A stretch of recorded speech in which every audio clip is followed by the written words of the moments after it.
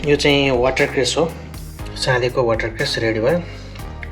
अब यसलाई चाहिँ अब चिउरासा खाँदा पनि ठिक हुन्छ, भातहरूसँग खाँदा पनि ठिक हुन्छ होला। नमस्कार, मोमोज होम कुकिङमा सबैलाई स्वागत छ है।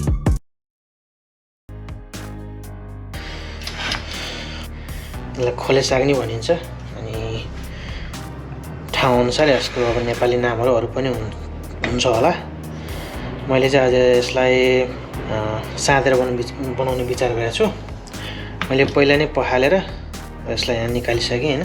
साँध्ने भनेपछि यसलाई 3-4 टुक्रा बनाइदियो। यसरी हल्का लामो बनाइदिएको छु। अब यो खोले सागलाई मैले पानीमा एकैछिन 1 मिनट जति उमालेर त्यसलाई 1 मिनटमै निकालेर फेरि चिसो पानीमा डुबाएर पराउनु पर्छ। त्यसको लागि यहाँ पानी उम्लिसक्यो, यतापट्टि चिसो पानी पनि रेडी छ। उम्लेको पानीमा हाल्दै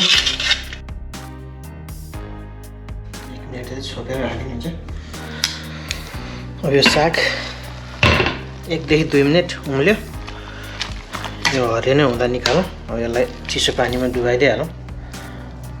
यताबाट निकालेर चिसोमा निकालिदिउँ। यो गर्नुको कारण चाहिँ अब यसको यो हरियोपना रहिरहन्छ, ग्रिन भइरहन्छ। तातोमा रहिरह्यो भने फेरि यो धेरै पाक्छ। सागहरूलाई धेरै पकाउनु हुँदैन, त्यहाँमाथि यो सान्ने हो। यसरी यसलाई अझ चिसो पानीमा राख्दिउँ यता लगाएर। यसलाई यसरी चिसो पानीमा एकछिन डुबाइदिउँ।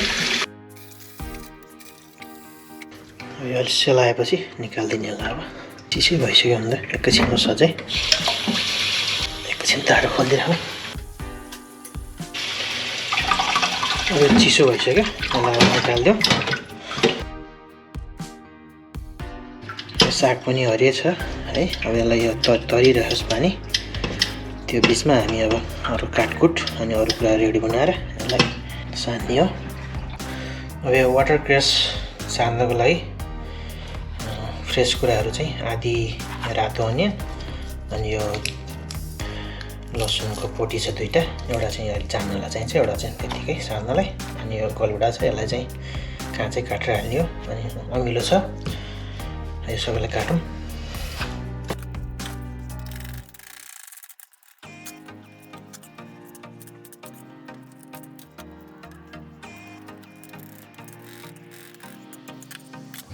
काटकुट सक्यो, खोले साग नै रेडी भयो उसिनेर है। एउटा प्यान लिएको छु मैले, यो चाहिँ छान्नको लागि सुरु गर्दैछु। यसलाई तेल थोरै, धेरै चाहिँदैन। यो जुन तेल भयो भने हुन्छ, कुकिङ अयल। मेथी थोरै, जिरा नि एकदम थोरै, खुर्सानी चाहिँ अनि यो टुक्राइदिउँ पनि। अनि काटेको यो लसुन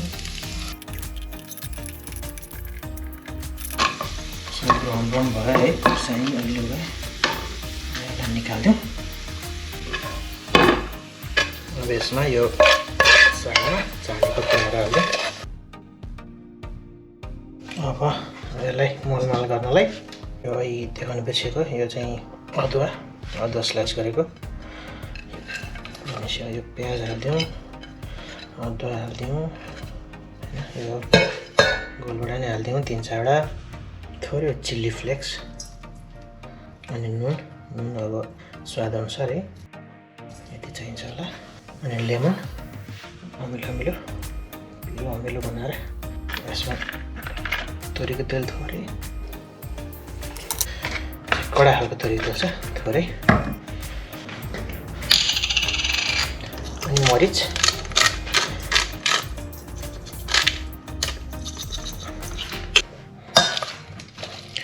यसलाई राम्रोसँग मिक्स गरिदिउँ। हात युज गरे नि हुन्छ।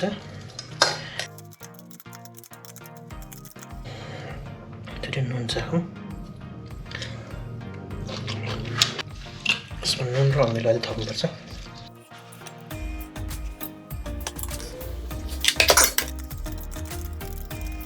अब स्पाइसी पिरो अमिलो भएको खोले साग चाँडीको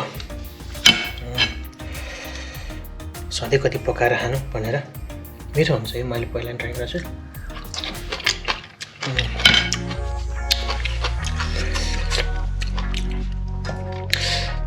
चाँडीको वाटर क्रेस रेडी भयो अब यसलाई चाहिँ अब चिउरा खाँदा पनि ठिक हुन्छ भात खाँदा पनि ठिक हुन्छ होला अहिले चाहिँ यति नै गरौँ